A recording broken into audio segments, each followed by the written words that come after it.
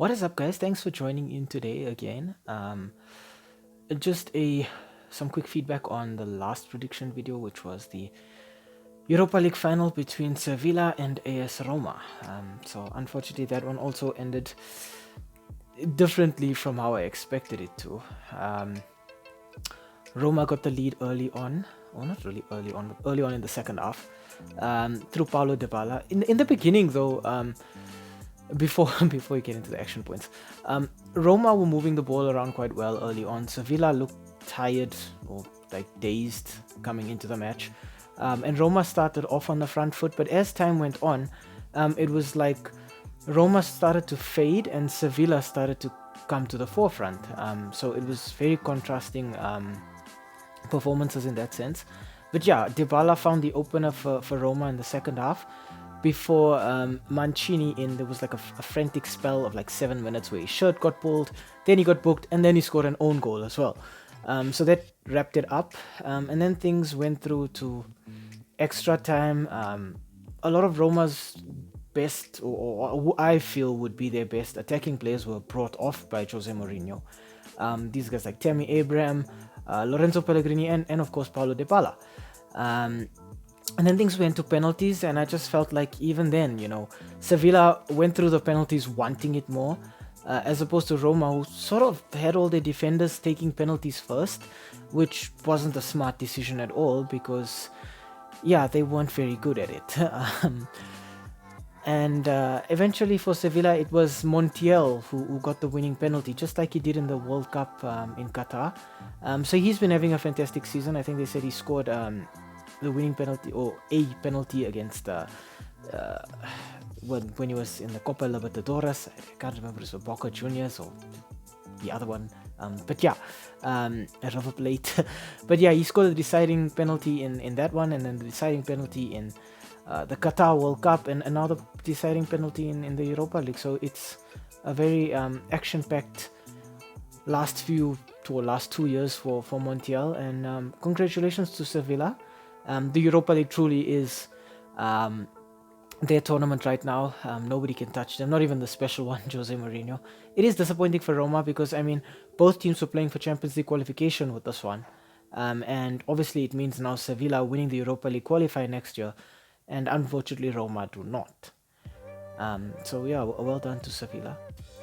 On to today's match, or rather today's prediction. Today's prediction is for the FA Cup final taking place this weekend between Manchester United and Manchester City.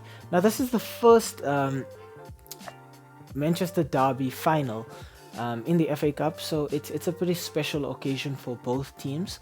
I think it's a return to form for both of them as well. Obviously, City are hunting a treble. United are on the upward trajectory, slowly but surely, putting themselves for a few months or a few weeks in the title race as well, before that 7-0 defeat against Liverpool. But I think in the FA Cup, both of them have had similar trajectories or similar pathways, but in other ways it's completely different. So without any further ado, let's get into our team analysis for Manchester City.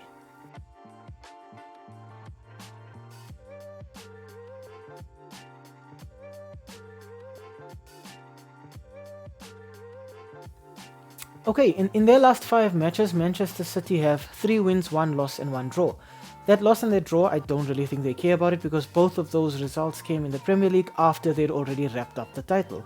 So it was a case of City taking their foot off the gas. And understandably so. They've got this match to prep for, and then they've got the Champions League final next week. So City can be forgiven for taking things a little bit easier. In their semi-final, Manchester City played Sheffield United, and Riyad Mahrez got a hat-trick. In the 43rd minute, he converted a penalty after Bernardo Silva was fouled in the box. And then in the 61st minute, it was a fantastic solo run on the counter-attack. He had options, but he decided to go at it alone, and obviously that was the correct decision. Converted it quite nicely. And then in the 66th minute, it was Jack Grealish doing some fancy footwork on the left wing, before passing the ball into the box, and Mahrez just getting on the end of it and converting it with a beautiful, beautiful strike. Now, interestingly, City have made it to this final with clean sheets throughout the FA Cup campaign this season. So they haven't conceded a single goal, which is incredible, honestly. Their top scorer in the FA Cup this season is Riyad Mahrez with 5 goals. He's also I think it's joint second highest goal scorer in the FA Cup this season. I think the person with first has 8 goals. I don't think Mahrez is going to get 3 against United. Spoiler. But I think he's definitely somebody to watch. I think somebody else that we need to watch is Jack Grealish. That fantastic assist is one of 2 for him in the FA Cup this season. But I think Grealish sort of has really made this season his own. He's really been one of the standout players for Manchester City this season. I've been very impressed with him, or maybe it's just because I've been underestimating him all this time, but Jack Grealish has really come of age now at Manchester City, and I think he'll be integral in this final. I think also it's interesting to note that City have 3 players on 3 goals, being Phil Foden, Julian Alvarez and Erling Haaland, but I think the next player for us to watch would be Julian Alvarez. I think Pep will start Haaland, but I think Alvarez will come off the bench for a bit of a cameo appearance, and I expect him, as always, to either get a goal or an assist, because Alvarez is kind of like the turning of the screw player at Manchester City. He's the player they bring on, and he just does additional damage to the opposition, sort of just like rubbing salt in the wound, and I expect him to do that again on Saturday.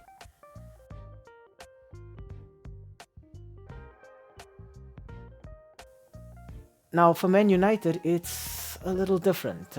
United are currently on a run of 4 wins and a single loss in their last 4 matches. But obviously, United have been pushing themselves. Their semi-final appearance or competition was against Brighton and Hove Albion. The match ended 0-0, so it was a pretty dull one. But then United went through 7-6 on penalties after Solly March missed his penalty for Brighton, and then Victor Lindelof converted his. It wasn't a good penalty. I wouldn't say the match was boring, actually. There was quite a few action moments in it. Both teams had a fair opportunity to go through in normal time and in extra time. But I just think the keepers on the night were fantastic. Honestly, I think both of them just really stepped up for their teams, and those clean sheets weren't really as opposed to, lackluster finishing, but it was down to just exceptional goalkeeping. Now, interestingly for United, they've gone through this FA Cup before this 0-0 draw with a result of 3-1 in all of their other fixtures. It was 3-1 against Everton in the 3rd round, 3-1 against Reading in the 4th round, 3-1 against West Ham in round 5, and then 3-1 against Fulham in the quarterfinal. So 3-1 seems to be the magic number for United, but interestingly, they haven't really had a specific player banging in goals left, right and centre. Right now, you've got Fred and Casemiro, both defensive midfielders, on 2 goals, but then Fred also has 2 assists. I think those 2 are definitely going to be the players to watch. Fred is on fantastic form in the FA Cup, so I expect him, contributing 4 goals, with those 2 goals and 2 assists. I think he's definitely somebody we need to watch. I think Casemiro as well.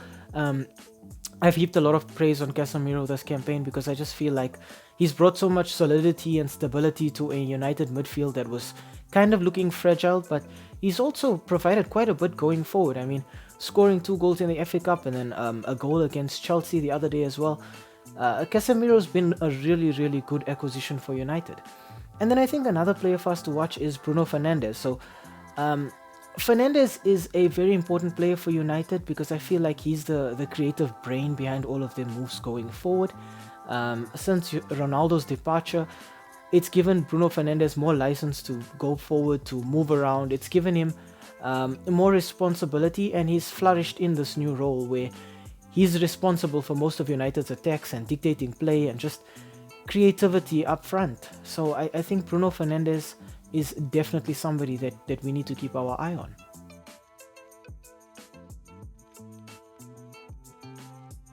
Okay, and on to the reason why you clicked on this video, obviously. The prediction bit and the S3M2 verdict. So head to head, in the last 5 matches, Manchester City have been victorious 3 times against United, while United have been victorious twice. The last match at Old Trafford was a 2-1 victory for the Red Devils. Jack Grealish opened the scoring in the 60th minute. A fantastic headed goal following some great build-up play from Manchester City. And then in the 78th minute, Bruno Fernandes got an equalizer. I know it was one of those contentious goals where people thought it was offside and VAR had a look at it. But if you look at it again, it's a case of Bruno still being on onside. But I think it was Rashford who was offside. And since Rashford never touched the ball and Bruno did, they just let it slide. I think that was a fair assessment. And then in the 82nd minute, Marcus Rashford got the winner. I think it was Garnacho who came off from the bench, did some fancy footwork on the left wing, and then played the ball through to the English forward, and Rashford just a fantastic goal, slides in and puts it past the keeper. And yeah, 2-1 to United at Old Trafford. Now, I think because, again, Old Trafford is supposed to be United's fortress, so they would play better there. And this FA Cup final is being played at Wembley, which is a neutral venue to both teams. Now, I think City have just performed better all round this season. It's weird because City have a more possession style base, while United have better counter-attacking threats. I think City might be missing a few players. There was talk of I think Kevin De Bruyne being a doubt, and Ruben Diaz as well. And with United as well, there's one or two players that they're doubting. I personally think City need this one more than United. I know it's weird to say considering City have already won something and United haven't. But Guardiola's really chasing down their treble. I think it's poetic that they face United in the final, because United being the only other English team to have won a treble in 1999. But I think City are just going to prove to be a little bit too much for United here. I think also that clean sheet record. I think that's something scary as well, that's going to have United a little intimidated. I think also City are just playing with so much more confidence and so much more purpose than United right now. I think United are just sort of getting by. I'm not going to say on luck, but I mean, if you've looked at their last few matches, it has been a case of United haven't really dazzled the world. Whereas City, I mean, downing teams like Bayern Munich this season and Real Madrid as well. And not just downing them, but quite frankly obliterating them. So yeah, I think United are going to be City's next victim, and I think we're looking at a 2-goal margin here. So maybe a 2-0. Or maybe United's favourite scoreline 3-1, but this time they'll be on the other end of that scoreline. But I think City take this one, simply because City have far too much firepower, far too much determination, and they're playing with a point to prove this season. Thank you again for watching today's video. The views have really started picking up. I really appreciate all the support from everybody who clicks on this video and who decides to watch it. Don't forget to like, comment, subscribe to the channel as well. That really helps out. I really enjoy making these videos. I really enjoy talking football, and it really makes me so happy to know that at the time of recording, the last video was like on 50 views, which is fantastic considering all the other videos before that were like 12 views and 8 views. So it's slowly but surely starting to pick up, thanks to all of you guys. And yeah, once again, I'd just like to say thank you for clicking on this one as well. And we hope to see you here again very soon. Stay safe out there.